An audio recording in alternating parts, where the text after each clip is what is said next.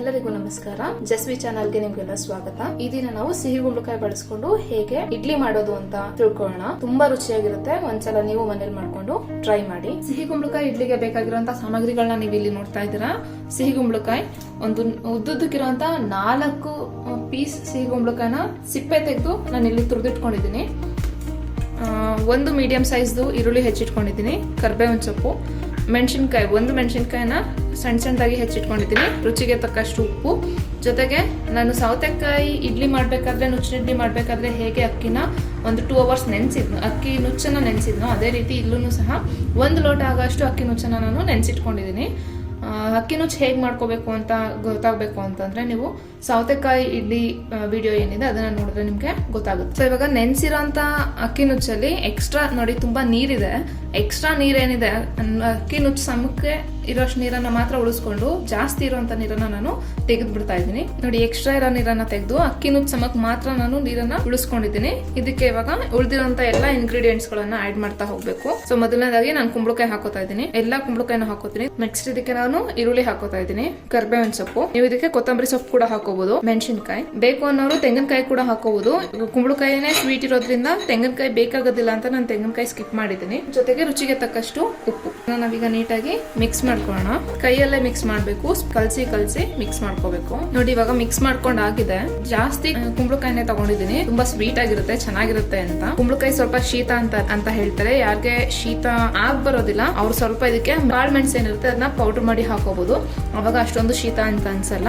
ಬೇರೆ ಯಾರು ಪ್ರಾಬ್ಲಮ್ ಇಲ್ಲ ಅನ್ನೋರು ಆರಾಮಾಗಿ ಇದನ್ನ ಮಾಡ್ಕೊಂಡು ತಿನ್ಬೋದು. ಪ್ಲೇಟ್ಗಳಿಗೆ ಹಾಕೋಣ. ನಾನು ಇಡ್ಲಿ ಪ್ಲೇಟ್ಗೆ ಆಲ್ರೆಡಿ ಎಣ್ಣೆನ ಹಚ್ಚಿ ಇಟ್ಕೊಂಡಿದ್ದೀನಿ. ಇದನ್ನ ತುಂಬ್ತಾ ಹೋಗ್ಬೇಕು. ಇದಕ್ಕೆ ನಾವು ಸೌತೆಕಾಯಿ ಇಡ್ಲಿಗೆ ಮಾಡಿದ್ವಲ್ಲ ಆ ತರ ನೀರಾಗಿ ಇರ್ಬೇಕಾಗಿರುವಂತ ನೆಸೆಸಿಟಿ ಇಲ್ಲ. ಯಾಕೆಂದ್ರೆ ಸೌತೆಕಾಯಲ್ಲಿ ನೀರಿನಂಶ ಎಲ್ಲ ಹೊರಗೆ ಬಂದ್ಬಿಟ್ಟಿರುತ್ತೆ ನಾವು ಉಪ್ಪು ಹಾಕಿದಾಗ. ಬಟ್ ಕುಂಬಳಕಾಯಿ ವಿಷಯದಲ್ಲಿ ಹಾಗಾಗೋದಿಲ್ಲ. ಕುಂಬಳಕಾಯಿ ಬೇಯ್ತಾ ಮೆತ್ತಗಾಗ್ಬಿಡುತ್ತೆ. ಸೊ ಅದರಿಂದ ಇದರಲ್ಲಿ ನೀರು ಸೈಡಲ್ಲಿ ನಿಂತ್ಕೊಳ್ಳೋ ಅಷ್ಟನ್ನ ಇಟ್ಕೊಳ್ಳೋದು ಬೇಡ. ನೋಡಿ, ಇದನ್ನ ನಾನು ತುಂಬ್ತಾ ಇದ್ದೀನಿ. ಯಾವ ತರ ಇಡ್ಲಿ ಬೇಕಾದ್ರೂ ನೀವು ಮಾಡ್ಕೋಬಹುದು. ಚಿಬ್ಲಿ ಇಡ್ಲಿಗೂ ಇದನ್ನ ಬಿಡ್ಬೋದು, ತಟ್ಟೆ ಇಡ್ಲಿಗೂ ನೀವು ಇದನ್ನ ಬಿಡ್ಬೋದು, ಕುಕ್ಕರಲ್ಲಿ ಇಡ್ಲಿ ಮಾಡ್ಕೊಂಡ್ರು ಸಹ ನೀವು ಇದನ್ನ ಮಾಡ್ಕೋಬಹುದು. ಸೊ ನಾನು ತಗೊಂಡಿರುವಂತ ಇಂಗ್ರೀಡಿಯೆಂಟ್ಸ್ಗೆ 16 ಇಡ್ಲಿ ಆಗಿದೆ. ನಿಮಗೆ ಎಷ್ಟು ಬೇಕು ನೋಡ್ಕೊಂಡು ಆ ಮೆಜರ್ಮೆಂಟ್ ಅಲ್ಲಿ ನೀವು ಇಡ್ಲಿನ ಮಾಡ್ಕೋಬಹುದು. ನಾನು ಇಡ್ಲಿ ಪಾತ್ರೆ ಇಟ್ಟು ನೀರು ಹಾಕೊಂಡಿದ್ದೀನಿ. ನೀವು ಹೇಗೆ ಇಡ್ಲಿಗೆ ಇಡ್ತೀರಾ ಅದೇ ತರ ನೀರನ್ನ ಕುದಿಯಕ್ಕೆ ಇಟ್ಕೋಬೇಕು. ನಾನು 1.25 ಲೋಟ ಆಗೋಷ್ಟು ನೀರು ಹಾಕಿದ್ದೀನಿ. ನಾನಿವಾಗ ಇಡ್ಲಿ ಪ್ಲೇಟನ್ನು ಇದಕ್ಕೆ ಜೋಡಿಸ್ತಾ ಇದ್ದೀನಿ. ಕುಂಬಳಕಾಯಿ ಇಡ್ಲಿಯಲ್ಲಿ ನುಚ್ಚು ತುಂಬಾ ಕಡಿಮೆ ಇದೆ, ಕುಂಬಳಕಾಯಿನೇ ಜಾಸ್ತಿ ಇದೆ. ಅದರಿಂದ ಇದು ಬೇಯೋದಕ್ಕೆ ತುಂಬಾ ಟೈಮ್ ಬೇಕಾಗೋದಿಲ್ಲ. ನಾವು ಬೇರೆ ನುಚ್ಚಿನ ಇಡ್ಲಿಗಳು ಬೇರೆ ತಗೊಂಡ್ರೆ ಅದರಲ್ಲಿ ನುಚ್ಚಿನಂಶ ಜಾಸ್ತಿ ಇರುತ್ತೆ, ಬೇರೆ ನೀರಿನಂಶ ಇರುವಂತ ಪದಾರ್ಥಗಳು ತುಂಬಾ ಕಡಿಮೆ ಇರುತ್ತೆ. ಅದರಿಂದ ಅದಕ್ಕೆ 20 ನಿಮಿಷ ಟೈಮ್ ಬೇಕು. ಬಟ್ ಇಲ್ಲಿ ಕುಂಬಳಕಾಯಿ ಇಡ್ಲಿ ಬೇಯೋದಕ್ಕೆ ನಿಮ್ಗೆ ಮ್ಯಾಕ್ಸಿಮಮ್ ಅಂದ್ರೆ 15 ನಿಮಿಷ ಟೈಮು. 12ರಿಂದ 15 ನಿಮಿಷದೊಳಗಡೆನೆ ಇಡ್ಲಿ ಬೆಂದಿರುತ್ತೆ.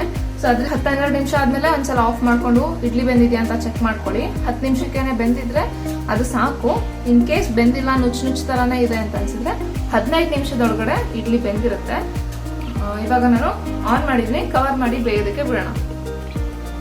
ನಾನು ಇದು 10 ನಿಮಿಷ ಹೈ ಫ್ಲೇಮಲ್ಲಿ ಬೇಯಿಸಿದ್ದೀನಿ. 10 ನಿಮಿಷ ಆದ್ಮೇಲೆ ಓಪನ್ ಮಾಡ್ತಾ ಇದ್ದೀನಿ. ನೋಡಿ, ತುಂಬಾ ನೀಟಾಗಿ ಬೆಂದಿದೆ, ನುಚ್ಚು ತರ ಏನು ಅನಿಸ್ತಿಲ್ಲ. ಸೊ 10 ನಿಮಿಷ ಬೇಯಿಸಿದ್ರೆ ಸಾಕು.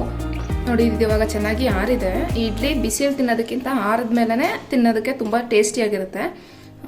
ಸ್ಪೂನನ್ನ ನೀರು ಮಾಡಿಕೊಂಡು ನಾನು ಇದನ್ನ ತೆಗಿತಾ ಇದ್ದೀನಿ. ತುಂಬಾ ನೀಟಾಗಿ ಬರುತ್ತೆ. ಕಾಯಿ ಚಟ್ನಿ ಜೊತೆ ತುಂಬಾ ಚೆನ್ನಾಗಿರುತ್ತೆ. ಬೇರೆ ಸಾಗು, ಪಲ್ಯ ಅದೆಲ್ಲ ಇದಕ್ಕೆ ಸೂಟ್ ಆಗೋದಿಲ್ಲ. ಕಾಯಿ ಚಟ್ನಿ ಮಾಡ್ಕೊಳ್ಳಿ. ಸ್ವಲ್ಪ ಖಾರವಾಗಿರ್ಲಿ, ಯಾಕಂದ್ರೆ ಕುಂಬಳಕಾಯಿ ಇಡ್ಲಿ ಆಗಿರೋದ್ರಿಂದ ಕುಂಬಳಕಾಯಿ ಸ್ವೀಟ್ ಇರುತ್ತೆ. ಸೊ ಅದಕ್ಕೋಸ್ಕರ ಖಾರವಾಗಿ ಮಾಡ್ಕೊಳ್ಳಿ. ಆಗಿರುವಂತಹ ಸಿಹಿ ಕುಂಬಳಕಾಯಿ ಇಡ್ಲಿ ಕಾಯಿ ಚಟ್ನಿ ಜೊತೆಗೆ ಸವಿಯೋದಕ್ಕೆ ಸಿದ್ಧವಾಗಿದೆ.